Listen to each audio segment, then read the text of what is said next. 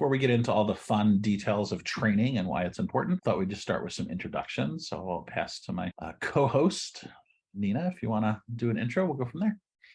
Sure. So welcome, everyone. I'm so honored to be here. I sound a little froggy, have a cold that I'm fighting off. So excuse me if I go off camera once in a while, because sometimes if I talk a lot, I start coughing. But I'm so happy to be here with you. Training is one of my passions. But my background is I was a federal agent for the Bureau of Alcohol, Tobacco, Firearms, and Explosives for 25 years and had experience in not only investigations and undercover, but also as a congressional and media affairs representative, where I represented the agency in local and national media and crisis events. After my career with ATF, I went into the education world and I became a director of safety for a large K-12 district of 77 school sites and had a depth of experience with inner city school challenges. From there, I went into risk management for a joint power authority, which oversaw 34 districts in the state of California. All in all, I love instructing, I love connecting with people and empowering other people with information to do the best we can together to address and mitigate risk. So thank you for being here. This program, more than the others, it's not the, shall we say, sexiest topic. There's going to be other ones that are going to draw more people to it. This one, I would argue, is the most important because without training, two things. One is the ability to do the work that we're doing, to be able to show our work, as well as the risk mitigation from the legal space. And I think many of us can relate to some of the challenges there if you've ever been in a position of being charged or under an audit, or a critical incident happens on your campus or at your workplace or your school. One of the things that they're going to do is come in and ask for a training plan.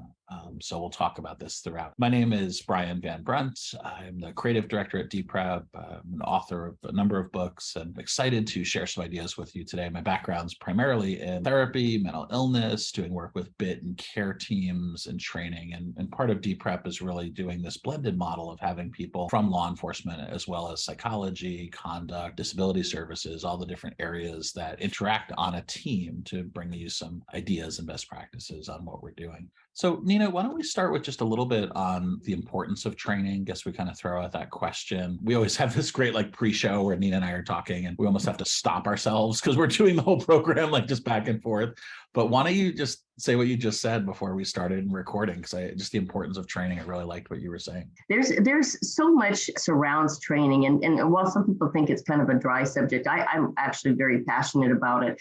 There's so many reasons why we want to make sure that, we have accessible training to people. And one of the reasons actually why DPREP is doing these mini series, if you will, is to just start the conversations with folks. And although many of you know why training is important, we just really want to kind of touch on the aspects that we feel are really, really something that we want you to look at and have takeaways from. Now, when we talk about training and looking at what are best practices, folks say, okay, well, we've been receiving training from this organization or that organization.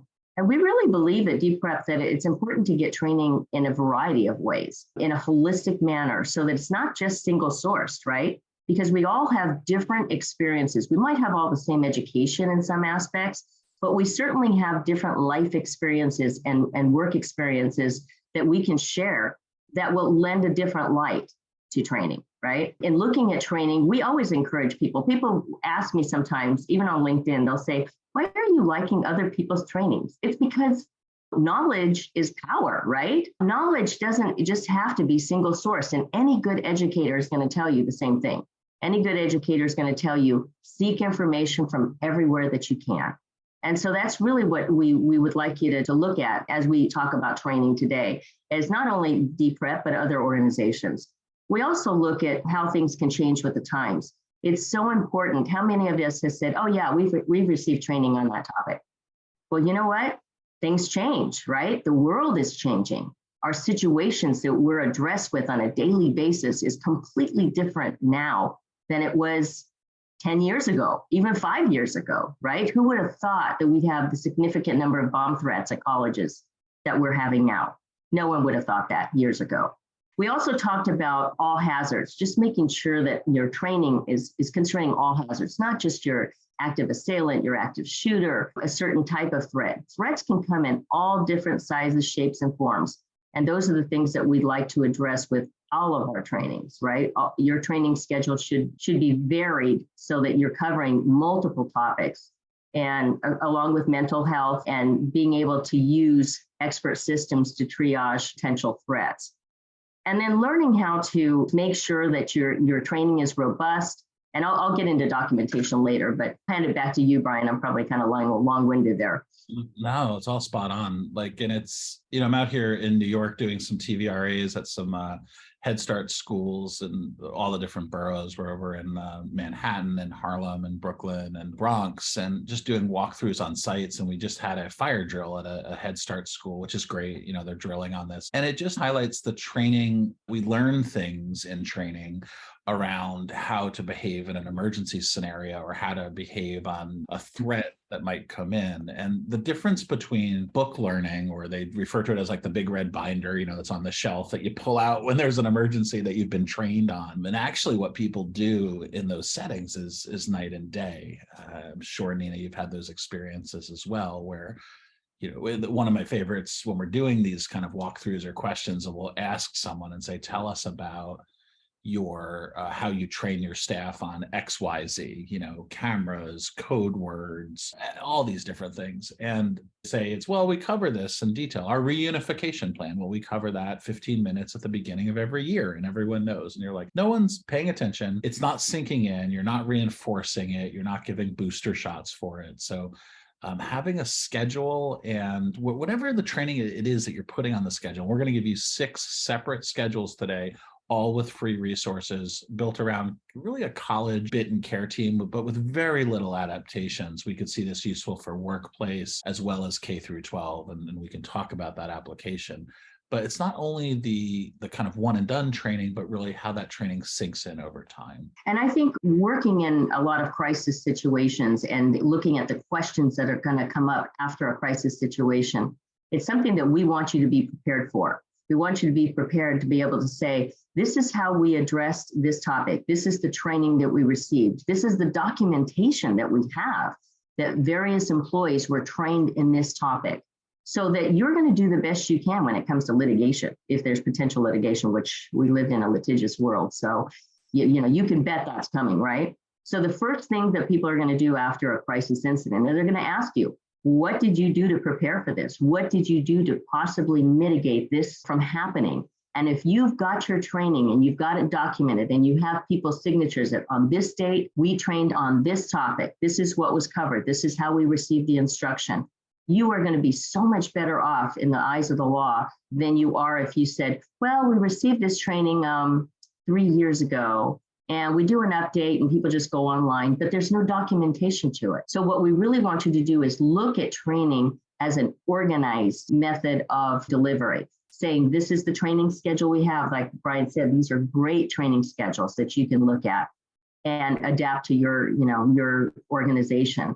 And then you can look back and say, okay, once you attend this training, you sign off on the training, that you understand the training, not just that you're signing your name that you attended. It's that you understand the training. And that way, if there was a question back and forth where somebody says, well, I didn't really remember that part, or I didn't understand that, we've given them the opportunity to come forward and say, I didn't understand this point. Can you explain this to me? They're stating by signing their name and attesting to the fact that they understood and are going to follow the training, that you are then in a much better position than if you just said, oh yeah, we train on that once a year. I'd be interested to see from you out there, what do you feel has been your best training up to date, and why? If anybody wants to go in the chat and get as we continue, I'm always interested to see why they thought that was the best training that they had received. Really want it DPREP to be what I call a big tent place, where we're not saying we're the only people in town who do these trainings. Everyone has different training needs. Some people have huge training budgets, others have very small training budgets. So we built out the training calendar here really on the idea that you have no training budget. If you do have a little training budget, I would encourage you to look at purchasing one of those Interact memberships. We can even do a demo for you, kind of show you what that looks like.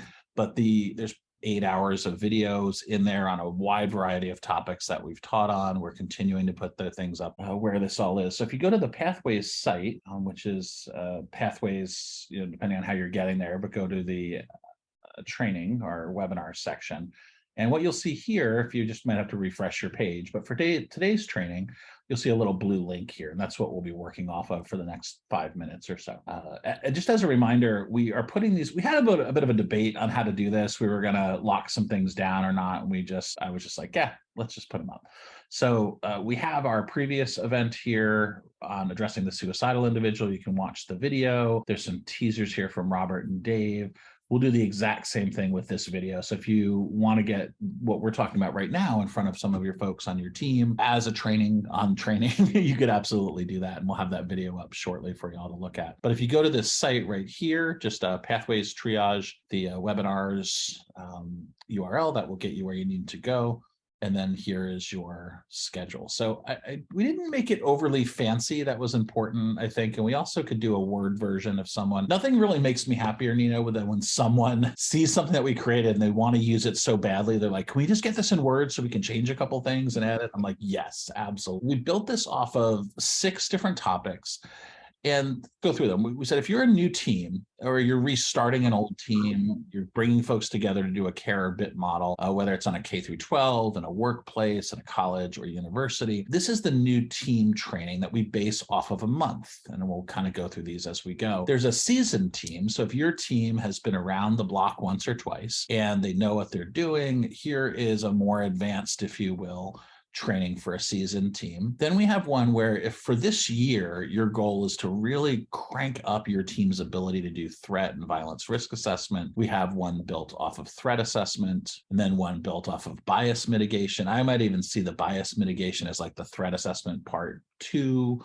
if you wanted to go even deeper in that space. And these are all yearly training schedules. And then team building, just if you're maybe a new team and you want to spend a little more time building your team, there's some great trainings here. You can do a couple things. One is you can take this document and cut and paste it and make it your own and build your own January through December training schedule. And you can mix and match any of these. I think having the month that you're training, picking a topic, and then having some options, that's a really good place to roll it out. So what we have here are hot links for our programs. So there's an article here by Malloy, which is like a critical article in the field. We have some info sheets that we put together on bias mitigation for you to kind of start off these. These are often handouts that we'll use in our bigger trainings for folks. If you're looking at, say, addressing and managing neurodiversity, there's some great handouts here that interacted as part of Gene's podcast on autistic communication. Again, if you have questions about any of these, we put a lot of resources here. Some of them are resources that we've developed. Some of them, Joint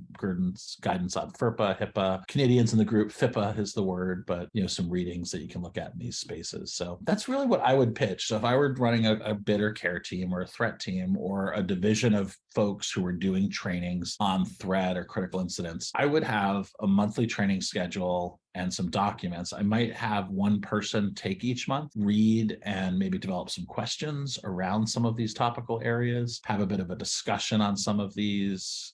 Maybe some of them are videos. Others of them are websites. So just some really good information that we pulled together for you. If you have other ideas, we'd love to hear it in the chat. We'll break in just a minute for questions and kind of a conversation, but this is what we put together for you. Some good stuff on like rapport building. A lot of these have cross applications too. So if you had like a counseling department that was looking at maybe training trainees on rapport building, being able to form a connection with someone, frontline officers.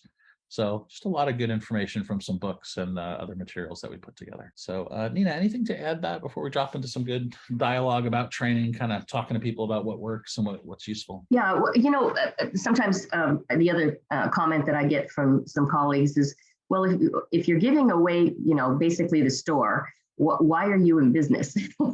And so I just wanted to really address that elephant in the room. Obviously it's important always to share information. I mean, that's what makes us all better. But at the same time, we're pretty unique in how we are billed to clients. So although you're gonna see this great training schedule, there are also gonna be some things that you'll want to be very specific to your organization. And that's kind of where we come in and build out some of these topics that you're gonna see. So these are just kind of some basic things that you can go by, but certainly, we're invested in our clients, and that's just kind of like, it's not really a pitch, but I just kind of wanted to explain that sometimes people have asked me about that, and I thought we should address that. I think that the trainings that the information he has here is a great place to start.